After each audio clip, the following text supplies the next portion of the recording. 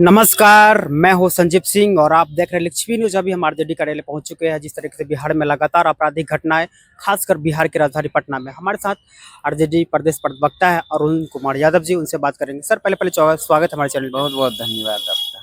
जिस तरीके से पटना में, खासकर बिहार में आपराधिक घटनाएं, इसके बारे में क्या कहेंगे?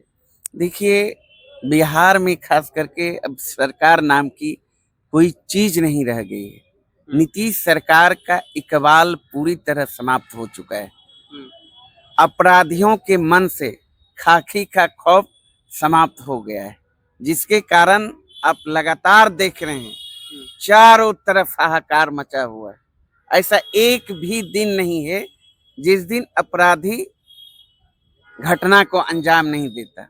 अगर पिछले आप 10 दिन का जिक्र कर लें, सिर्फ पटना का 15 से अधिक हत्याएं हो चुकी, बड़े बड़े व्यवसायियों की हत्या हो चुकी है। और राज्य भर की अगर बात करें, पिछले 10 दिनों के अंदर 60 से 65 लोगों की निर्मम हत्या हो चुकी, चूंकि लॉ एंड ऑर्डर पूरी तरह ध्वस्त हो चुका है। और यहाँ के मुख्यमंत्री नीतीश कुमार जी अचेत अवस्था में चिर निद्रा में सोए हुए हैं। कोई मतलब नहीं है। ऐसे भी वो टायर्ड हो चुके हैं। रिटायर अधिकारी राज्य को चला रहा है और इनके लोग जो हैं सत्ता में बैठे हुए, चाहे आप भ्रष्ट भुंजा पार्टी के सदस्यों की बात कर लें। भुंजा पार्टी कौन है? भुंजा पार्टी के सदस्य जो हैं भ्रष्ट लोग, जो सिर्फ और सिर्फ अपने परिवार के लिए ही राजनीति करते हैं, नीतीश कुमार जी के साथ में रहकर, छिपा हुआ नहीं है, 3-4 आदमी है। और जो भारतीय जनता पार्टी कोटे के मिनिस्टर हैं, चाहे 1 नंबर की डिप्टी सीएम की बात करिए, चाहे 2 नंबर की डिप्टी सीएम की बात करिए, तो राज्य में तो सिर्फ और सिर्फ डीके टैक्स, तबादला उद्योग, बालू माफियाओं को संरक्षण देना, भू माफियाओं को संरक्षण देना, शराब माफियाओं को संरक्षण देना, जिसके कारण आप देख रहे हैं बिहार में अपराधी बेलगाम हो चुका है। मानो अपराधियों की समानांतर सरकारें यहाँ चल रही है। सरकार है ही नहीं, पूरी तरह फेल हो गया। ये लोग सुशासन की जो लोग ढोल पीटते हैं, ऐसे लोगों को सामने आके बताना चाहिए। प्रत्येक दिन जो गाजर मूली की तरह लोग मारे जाते हैं, इसके लिए जिम्मेवार कौन, इसके लिए दोषी कौन, बताए। लेकिन बताएंगे तो नहीं, सिर्फ और सिर्फ अनर्गल प्रलाप करेंगे। इसलिए आने वाले चुनाव में 2025 का जो बिहार विधानसभा चुनाव होगा, बिहार की जनता ने ठाना है इस बार वोट की चोट से एनडीए सरकार को जवाब देगी और सत्ता से बेदखल करेगी। और वहीं सुनवाई और कार्रवाई वाली सरकार तेजस्वी यादव जी के नेतृत्व में बनाएगी। एसआईआर की रिपोर्ट अभी जो स्पेशल इंटेंसिव रिवीजन चल रहा है, जो कि चुनाव आयोग ने जारी किया है बिहार में, खासकर सीमांचल एरिया में, जहां पर जैसे बांग्लादेशी घुसपैठिया, माननीय सम्राट चौधरी का बयान था कि वहां पर एक रोहंग्या, बांग्लादेशी और एक म्यांमार का पकड़ा गया है। तो उन्होंने साफ तौर पे कहा है कि जो सही है वो हटेगा नहीं और जो गलत है वो जुटेगा नहीं। ये लोग घुसपैठियों की बात करते हैं, रोहिंग्या की बात करते हैं। बिहार में किनकी सरकार है? 2 दशक से बिहार के मुख्यमंत्री कौन है? नीतीश कुमार जी ना। 17-18 साल से भारतीय जनता पार्टी भी सरकार में है ना। केंद्र में भी एनडीए की सरकार नरेंद्र मोदी जी के नेतृत्व में चल रहा है। देश के प्रधानमंत्री नरेंद्र मोदी हैं। अगर हमारे देश में, प्रदेश में घुसपैठिए इन कर रहे हैं, बाहरी लोग की एंट्री हो रही है, तो इसके लिए दोषी कौन है? कौन है? किशनगंज में अभी लगभग 10 दिन की रिपोर्ट बता रहा है कि 1.5 लाख वहां पर डोमिसाइल। कौन सा रिपोर्ट? यही तो बताइए ना। चुनाव आयोग का कहीं पीसी है, कहीं आधिकारिक खबर है?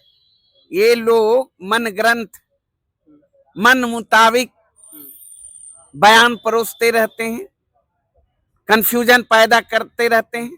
इसीलिए तो हमारे आदरणीय नेता तेजस्वी यादव जी ने पिछले दिनों कहा है, आप जिस तरह से सवाल कर रहे हैं, जो सवाल, उसी सवाल के जवाबों में कहा पत्रकारों ने कहा सूत्रों से पता चला है। सूत्र आज वही सूत्र आपने देखा होगा जिन्होंने कहा कि भाई इस्लामाबाद अब कब्जे में आ गया, क्या क्या कहा ऑपरेशन सिंदूर के दौरान, आपने सुना ही होगा ना। हकीकत क्या है सबके सामने है। तो इसीलिए हमारे नेता तेजस्वी यादव जी ने कहा सूत्र को मूत्र कहा है। ये लोग इस पे भी संग्राम छिड़ा हुआ है। गंध फैलाने का ये लोग काम करते हैं। सच को सच रखो ना, सच को सच रखो। आज जो गलत है गलत उसको परोसो। लेकिन कुछ मीडिया है इन सारे चीजों से भी इनको मतलब नहीं है। तो जो पुनर्निरीक्षण हो रहा है वोटर लिस्ट को लेकर, उस पे आप आरजेडी सहमत है? बिल्कुल, शुरू दिन से हमारे नेता आदरणीय तेजस्वी यादव जी का जो सवाल है जायज सवाल है, और आपने देखा सुप्रीम कोर्ट ने भी उन सवालों पर मुहर लगाया जो विपक्षियों का सवाल है, जो तेजस्वी यादव जी का सवाल है। जिन जिन सवालों पर हमारा ये था, जो था कि भाई टाइमिंग को लेकर, दस्तावेज को लेकर, और आने वाले समय में चुनाव है, इतना शॉर्ट दिन में आप कैसे करेंगे? 3 करोड़ लोग पलायन कर चुके हैं बिहार से। तो इन सारे सवालों को लेकर ही तो सुप्रीम कोर्ट ने भी चुनाव आयोग को आईना दिखाया है और 70 दिन का समय भी दिया है कि आप जवाब दीजिए। आखिर आधार को क्यों नहीं मानते हैं आप? आखिर राशन कार्ड को क्यों नहीं मानते हैं? तो बहुत सारा सवाल है, और इलेक्शन कमीशन खुद कंफ्यूज है, क्योंकि वो तो इलेक्शन कमीशन का जो दायित्व होता है वो स्वतंत्र बॉडी है, उस अनुसार तो काम कर रही नहीं है। मोदी इलेक्शन कमीशन हो गया है, मोदी इलेक्शन कमीशन। बिल्कुल। तो इसलिए क्योंकि इलेक्शन कमीशन की जो विश्वसनीयता है वो हनन हो रही है क्या? हनन लगातार कई सवाल उठाए जा रहे हैं, सारे सवालों को अनसुना कर रहे हैं। उनको विपक्षी दलों के नेताओं से मिलकर बातचीत करना चाहिए, सुनना चाहिए, जो सवाल है उसका हल करना चाहिए। लेकिन कुछ नहीं, इधर उधर की बात से सूत्रों से एक भी आप देखें प्रेस कॉन्फ्रेंस आकर लोगों के बीच जो कंफ्यूजन है, उस कंफ्यूजन को लेकर उन्होंने अपनी बातों को रखी नहीं। तो ये सारी बातें हैं। तो ये थे अरुण कुमार यादव, जो आरजेडी के प्रदेश प्रवक्ता थे। उनसे हमने बात की जो लगातार अभी SIR स्पेशल इंटेंसिव रिवीजन निर्वाचन आयोग लेकर बिहार में किस तरीके से लगातार रुकवैया रही है, खासकर सीमांचल के सीमावर्ती इलाके कटिहार, पूर्णिया, अररिया, किशनगंज, जिसमें ज़्यादातर बांग्लादेशी रहते। इसके लिए सुप्रीम कोर्ट से जो कि अगली सुनवाई होनी है 18 जुलाई को। और इस यूट्यूब पर नए हो तो वीडियो को सब्सक्राइब करें। चैनल को देखने के लिए बहुत बहुत धन्यवाद। जय हिंद।